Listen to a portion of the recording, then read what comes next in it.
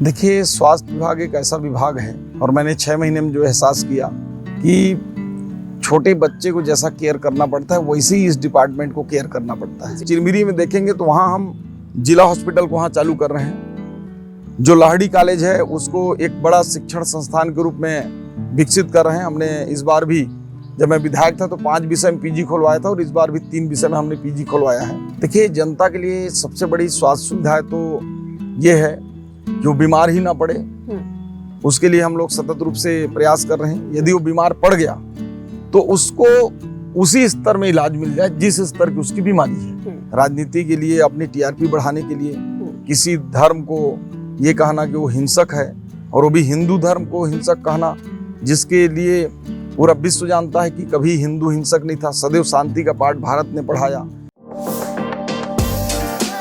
नमस्कार, स्वागत है आप सभी का लाइव खबर 24x7 में। जो छत्तीसगढ़ का हमेशा करे मान, जुझारू और सरलता जिनकी पहचान, जो अथक होकर कर रहे प्रदेश की जनता के लिए काम, जिन्हें पद का नहीं है जरा भी गुमान, ऐसे हैं हमारे छत्तीसगढ़ के स्वास्थ्य मंत्री श्याम बिहारी जायसवाल जी की पहचान। हमारे special show talk with Aditi में आपका बहुत बहुत स्वागत है मंत्री जी। जी, धन्यवाद आपका। जी, बातों की शुरुआत आपके विभाग से करते हैं। स्वास्थ्य विभाग, जो कि बहुत ही महत्वपूर्ण विभागों में से एक है, उसकी जिम्मेदारी आपके मजबूत कंधों पर है। किस तरह की चुनौतियां लगातार हैं, सफर कैसा है अभी तक का? देखिए, स्वास्थ्य विभाग एक ऐसा विभाग है, जैसे छोटे बच्चे को जितना केयर करना पड़ता है, और मैंने 6 महीने में जो एहसास किया कि छोटे बच्चे को जैसा केयर करना पड़ता है वैसे ही इस डिपार्टमेंट को केयर करना पड़ता है। छोटी छोटी सी बातें, छोटी छोटी सी उसका केयर करना, इतना बड़ा व्यापक इसका दायरा, हर व्यक्ति को इसकी आवश्यकता, तो कहीं न कहीं बहुत चुनौती भरा भी सफर है, बहुत जिम्मेदारी भरा भी सफर है। और मैं तो इस बात को लेकर सदैव चिंता करते रहता हूँ कि गांव में सुदूर पहाड़ी के नीचे भी रहने वाला उस व्यक्ति को हम कैसे स्वास्थ्य सुविधाएं पहुंचा सकें। इस दिशा में अभी तक का 6 महीने के सफर में हम लोगों ने काफी रास्ता तय किया है और अभी मंजिल दूर है। जी, आपके राजनीतिक सफर की बात कर ली जाए तो आप जनपद पंचायत उपाध्यक्ष रहे हैं, जिला पंचायत सदस्य भी रहे हैं, और 2013 में पहली बार आप मननगढ़ विधायक भी चुने गए। कैसा अनुभव रहा? उस टाइम की राजनीति का कैसा सफर रहा है, थोड़ा अनुभव साझा करें। देखिए, मैंने जहाँ तक अनुभव किया, जनपद सदस्य से लेकर आज इस मुकाम तक मैं पहुँचा हूँ, तो कहीं ना कहीं हर जिम्मेदारी एक चुनौतीपूर्ण लगता है।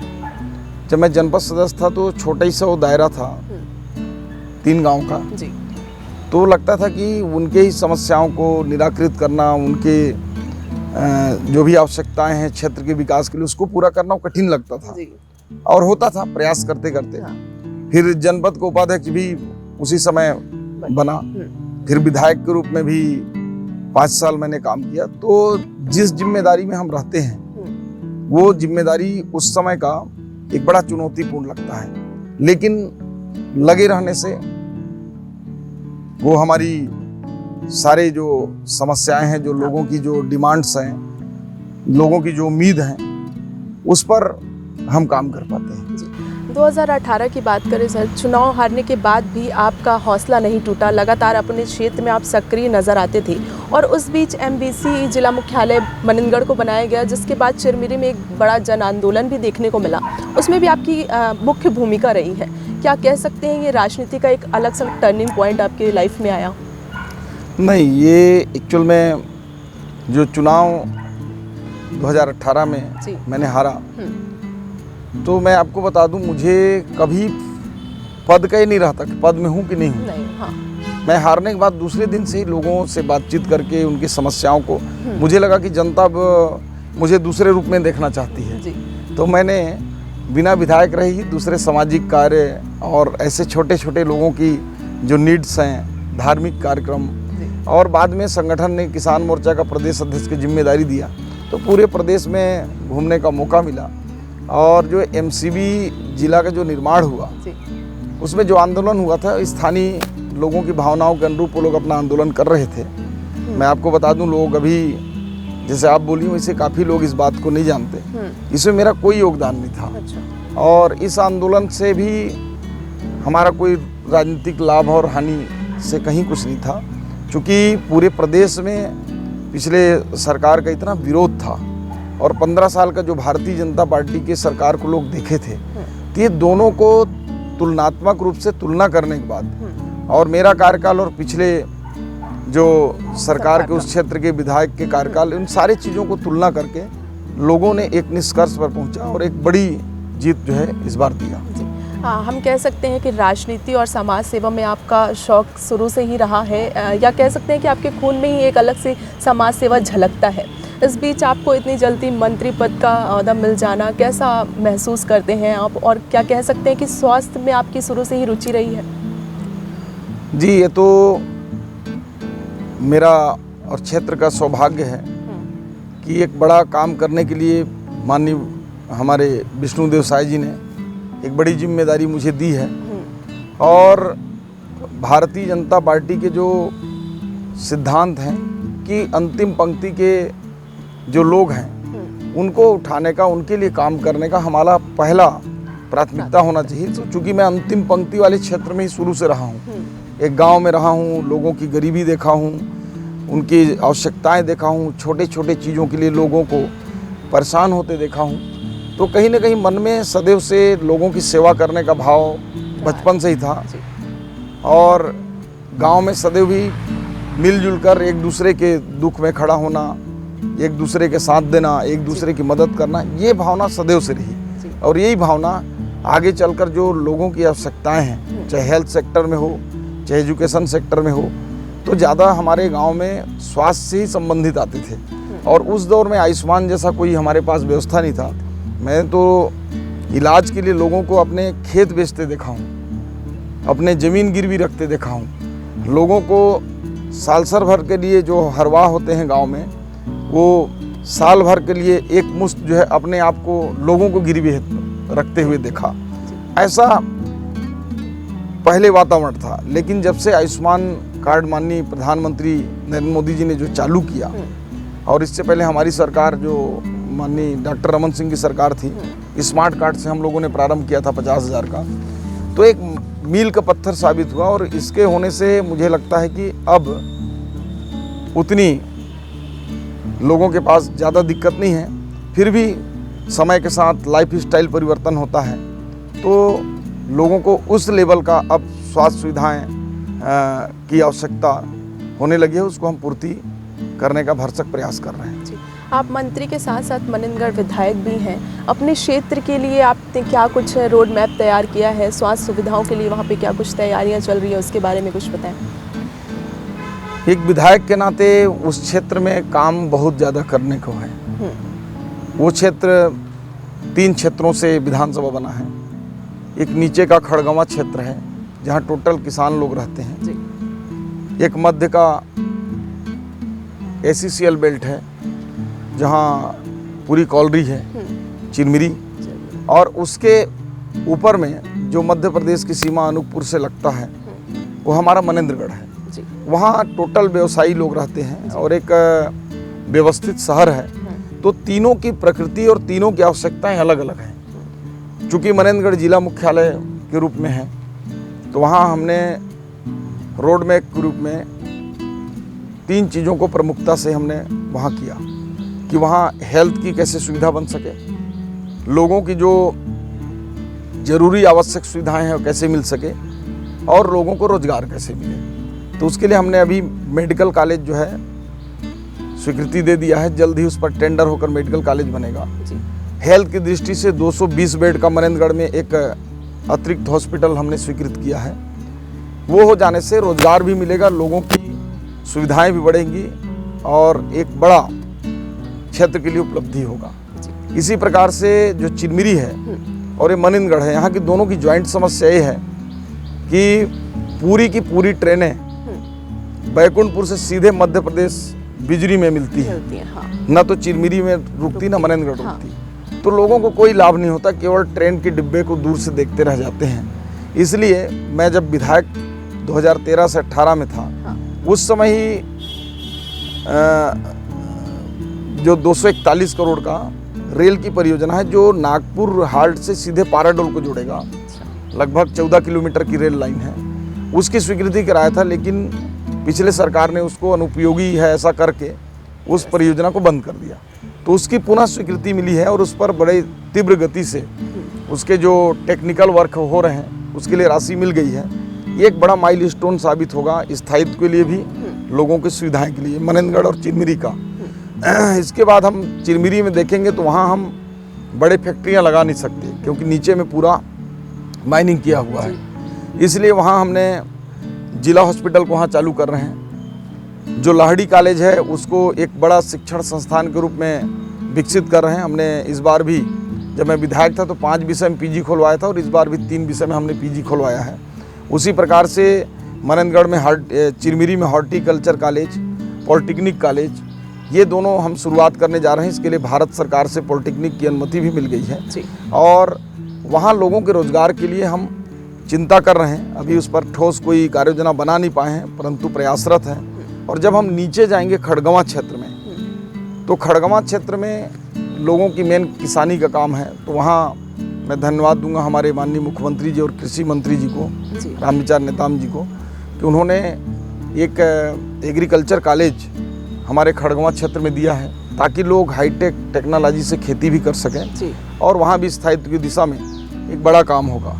उसके अलावा जो ड्रिंकिंग वाटर का समस्या है चिरमिरी में बहुत भयावह है, वहाँ लोग को पीने के लिए पर्याप्त पानी नहीं मिल पा रहा है। उसके लिए हमने 153 करोड़ का अमृत जल मिशन योजना के तहत माननीय प्रधानमंत्री जी को, माननीय मुख्यमंत्री जी को धन्यवाद दूंगा कि उन्होंने स्वीकृति दे दी है, उसका टेंडर भी लग चुका है।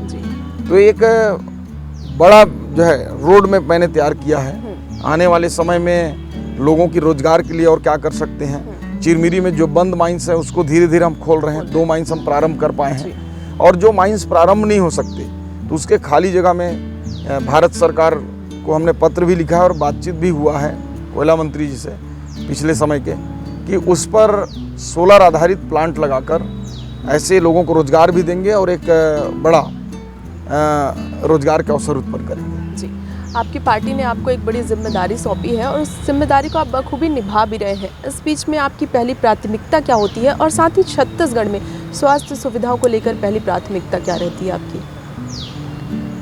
देखिए,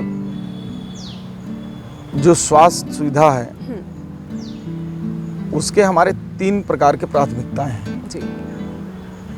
हम केवल बीमार व्यक्ति के इलाज ही इस विभाग में करेंगे ऐसा नहीं है। हमारा सबसे बड़ा फोकस है कि लोगों को बीमार होने से ही रोक दिया जाए। उसके लिए हम लोगों ने जो मितानिन कार्यक्रम है उसको ज़्यादा अच्छा से और कैसे क्रियान्वित कर सकें, मितानिनों को प्रोत्साहित करने के लिए उनके प्रोत्साहन राशि भी बढ़ा रहे हैं ताकि वो लोग, जैसे मलेरिया है, मलेरिया होने से पहले ही मच्छरों को पैदा होने से रोका जाए, उनके काटने से संक्रमण को रोका जाए। ऐसा करके हम लोग उनको मच्छरदानी है, डीडीटी के छिड़काव है, जो पानी रुक रहे हैं उसको सफाई नाली में बहा दिया जाए, नाली की सफाई अच्छे से हो, ये सब के लिए स्थानीय प्रशासन और हेल्थ को हमने ज्वाइंट रूप से कहा है कि सबको देखना है।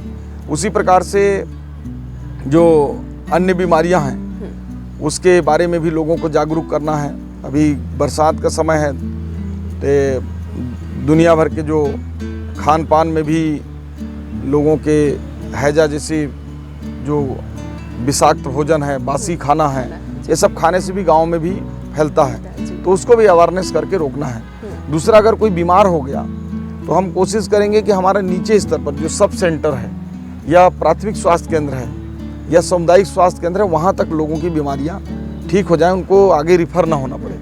और क्रिटिकल केस आता है तो उसको डिस्ट्रिक्ट हॉस्पिटल या फिर उसके आगे सर्जिकल और अन्य कोई विशेष बारीकी रूप से है तो उसको मेडिकल कॉलेज में भेजने के लिए कार्ययोजना बनाकर नीचे से लेकर ऊपर तक सभी को पूरी ताकत के साथ लोगों की सेवा देने के लिए हम लोग प्रयास कर रहे हैं। जी, विधायक के साथ साथ आप मंत्री भी हैं। इस बीच आप अपने लिए, अपने परिवार के लिए कैसे समय निकाल पाते हैं? इतनी व्यस्त दिनचर्या रहती है आपकी, लेकिन आपको देख के लगता नहीं है कि आपकी ऐसी उम्र है, मतलब आप आज भी इतने फिट लगते हैं। कैसे आप अपने लिए समय निकाल पाते हैं? देखिए, काम थोड़ा कठिन है। जी। जिम्मेदारी बढ़ती है तो व्यक्ति परिवार को समय कम दे पाता है, और परिवार तो परिवार होता है, घर तो घर होता है। घर के लोगों को लगता है कि पहले जैसा ही उतना समय मिले। जी। तो कई बार तो बच्चों से काफ़ी घर में रहने के बावजूद भी 2 दिन 3 दिन भी भेंट नहीं हो पाती। घर में पहले से बहुत कम रहना होता है, तो फिर भी प्रयास ये रहता है कि जो अपने काम के अलावा जो बचे हुए समय हैं उसी समय में घर परिवार को भी समय दें। तो उस हिसाब से घर परिवार को भी समय देते हैं। अपने लिए भी समय निकालना बहुत कठिन होता है। जैसे मैं लगातार 20 साल से योगा कर रहा हूँ, लेकिन अभी पिछले 4-5 महीने से वो रेगुलर नहीं रह गया है। कई बार है सुबह 6 बजे निकलना है, 5 बजे निकलना है, तो समय टूट जाता है। कई बार 2 बजे रात को सोए हाँ। तो सुबह जो है थोड़ा सा हड़बड़ी में वो मैनेज कम हो पाता है। तो फिर भी कोशिश रहता है कि मैनेज करके सुबह योगा प्राणायाम समय पर थोड़ा सो लिया जाए, जितना जल्दी से जल्दी काम निपटा कर। तो ये कोशिश अपने से रहता है। जी। मंत्री बनने के बाद आपने लगातार हॉस्पिटल का दौरा किया था, जिसमें कई खामियां भी नज़र आई थी। तो क्या उन खामियों को दुरुस्त करने के लिए क्या कुछ योजनाएं आप लोग तैयार कर रहे हैं? हम लोग सतत रूप से, मैं हॉस्पिटल दौरा नहीं भी करता हूं, तो हमारे अधिकारी और वहाँ जो जिला लेवल के जो अधिकारी हैं उन सबको निर्देशित करके सभी हॉस्पिटलों को चुस्त दुरुस्त करने के लिए हम लोग कर रहे हैं। और कोशिश ये कर रहे हैं कि जो हमारे पास दवाइयाँ हैं वो उपयोग हो सकें, एक्सपायरी ना हो। जो हमारे पास उपकरण है उसका ज़्यादा से ज़्यादा उपयोग हो, और जितनी आवश्यकता हो उतनी ही दवाइयाँ उपकरण इत्यादि खरीदी हो और उसका सदुपयोग हो। साथ ही साथ समय पर डॉक्टर उपस्थित रहें, स्टाफ उपस्थित रहें, मरीजों के साथ जो है दोस्ताना व्यवहार हो। इन सभी के लिए हम लोग जी वो प्रयासरत हैं। आपके अनुसार जनता के लिए सबसे बड़ी स्वास्थ्य सुविधा और उसका समाधान क्या हो सकता है? देखिए, जनता के लिए सबसे बड़ी स्वास्थ्य सुविधा तो ये है कि वो बीमार ही ना पड़े। उसके लिए हम लोग सतत रूप से प्रयास कर रहे हैं। यदि वो बीमार पड़ गया तो उसको उसी स्तर में इलाज मिल जाए जिस स्तर की उसकी बीमारी है। ये सबसे बड़ा सुविधा। अगर गांव का कोई आदमी है, सर्दी जुकाम बुखार पीलिया मलेरिया टाइफाइड हुआ, तो उसका वहीं गांव में ही उप स्वास्थ्य केंद्र या प्राथमिक स्वास्थ्य केंद्र में हो जाए, उसको रायपुर ना आना पड़े। और अगर कोई रायपुर का व्यक्ति है और उसको भी अगर बीमारी है तो वो भी डायरेक्ट मेडिकल कॉलेज या सुपर स्पेशलिटी ना जाए, नीचे भी उसका इलाज हो जाए। जो बीमारी जिस स्तर का है उस स्तर में इलाज हो जाए, यही सबसे बड़ी सुविधा है। बलौदाबाजार के ग्राम तुरमा में फिर से एक बार डायरिया का प्रकोप फैल रहा है। 108 लोग के इससे पीड़ित हुए हैं। इसके लिए क्या कुछ पहल की जाएगी डायरिया को लेकर? देखिए, डायरिया एक ऐसा बीमारी है कि इसका कोई निश्चित क्षेत्र या कोई ऐसा विशेष वो नहीं होता है। ये जहाँ भी होता है हमारे पास, मैं इतना आपको बता दूं कि डायरिया या अन्य मौसमी बीमारी से निपटने के लिए, चाहे वो बस्तर क्षेत्र हो या सरगुजा हो या मैदानी क्षेत्र हो, सभी जगह हम लोगों ने तैयारी पूर्ण कर ली है। अगर वो बलौदाबाजार क्षेत्र में अगर इस प्रकार की कहीं भी 100 हो या 200 हो, जैसे बलरामपुर में अभी 300-400 लोग कुछ दिन पहले वहाँ ऐसे ही डायरिया का प्रकोप हुआ था, हम लोगों ने तत्काल काबू किया, कोई जनहानि नहीं हुई। और जहाँ जहाँ भी ऐसे होंगे हम लोगों ने पूरी तैयारियाँ कर रखी हैं, किसी प्रकार कोई दिक्कत नहीं। राहुल गांधी का संसद में हिंदू को लेकर बयान देना, क्या लगता है आपको इस तरह के बयानबाजी राजनीति के लिए सही है? नहीं, कदाचित नहीं। इस प्रकार के राजनीति के लिए, अपनी टीआरपी बढ़ाने के लिए किसी धर्म को ये कहना कि वो हिंसक है, और वो भी हिंदू धर्म को हिंसक कहना, जिसके लिए पूरा विश्व जानता है कि कभी हिंदू हिंसक नहीं था। सदैव शांति का पाठ भारत ने पढ़ाया। भारत हिंदुओं के देश रही है और हिंदू कभी आज तक किसी भी देश के ऊपर आक्रमण नहीं किए, तो हिंसक नहीं हो सकते हैं। ये राहुल गांधी जी की छोटी मानसिकता का परिचय है। केवल और केवल राजनीतिक वाहवाही के लिए उन्होंने ऐसा कहा है। आज पूरा हिंदू समाज उनकी निंदा कर रही है, चारों ओर उनका जो है आलोचना हो रहा है। जी, कई बार देखा जाता है हॉस्पिटल में विलंब होने के कारण कई लोगों की मौत हो जाती है। इसको लेकर क्या कुछ आप लोगों ने प्लान किया है? क्या इस दिशा में कोई काम किया जाएगा कि विलंब ना हो, ताकि लोगों का आराम से इलाज हो सके टाइम पे? देखिए, इसके लिए तो समय समय पर निर्देश जारी रहते हैं कि समय पर आएँ और पूर्ण समय तक स्टाफ रहें, डॉक्टर रहें। लेकिन इसके लिए हम मॉनिटरिंग सिस्टम भी अब डेवलप कर रहे हैं ताकि ये पता चल सके कि कौन से स्टाफ आया है, नहीं आया है, यदि है तो ड्यूटी में है या नहीं है। और साथ ही साथ जो कई बार उपकरण की कमी के चलते अगर मान लीजिए कि एक वेंटिलेटर है और 2 लोगों की आवश्यकता है तो ऐसी दिक्कत होती है, तो हम लोग सुविधाओं को भी बढ़ा रहे हैं। लगभग प्रदेश के अधिकांश जिलों में जो सिटी है, सभी संभाग में MRI है, इन सब की हम चिंता कर रहे हैं कि ज़्यादा से ज़्यादा जगहों में, सभी मेडिकल कॉलेजों में ये सारे फैसिलिटी हो ताकि विलम्ब ना हो सके, तत्काल उनको इलाज मिल सके। जी, नीट परीक्षा में गड़बड़ी को लेकर पूरे देश में विरोध प्रदर्शन हुआ। होनहार छात्रों के साथ इस भविष्य के साथ खिलवाड़ हुआ। क्या लगता है आपको, इस पर क्या एक्शन होना चाहिए? इस पर आपने देखा होगा कि तत्काल जो है इस पर संज्ञान लेते हुए केंद्रीय हमारे शिक्षा मंत्री माननीय धर्मेंद्र प्रधान जी ने एक्शन लिया। उसके लिए जांच के लिए उन्होंने आदेशित किया और जांच हो रहा है और उसमें जो भी दोषी होंगे उन पर कठोर कार्रवाई भी किया जाएगा। और सरकार इसको भारत सरकार संज्ञान में लेकर इसको काम कर रही है और इस पर निष्कर्ष आने के बाद और निर्णय लेंगे कि आने वाले समय में इस प्रकार की घटनाओं की पुनरावृत्ति ना हो और इस पर जो भी दोषी होंगे सभी पर कार्रवाई हेतु हमारी सरकार प्रतिबद्ध है। जी, मेरा आखिरी क्वेश्चन है, आपका ज़्यादा समय नहीं लूँगी। आप प्रदेश के मंत्री हैं, ऐसे स्वाभाविक सी बात है कि पूरी जनता की उम्मीदें आपसे रहती हैं, तो इस उम्मीदों पर खड़ा उतरना कितना चुनौतीपूर्ण रहता है? देखिए, जनता की जो उम्मीद है वो काफ़ी ज़्यादा होती है जी, और सभी उनकी उम्मीद को पूरा कर पाना भी एक बड़ा कठिन काम है जी।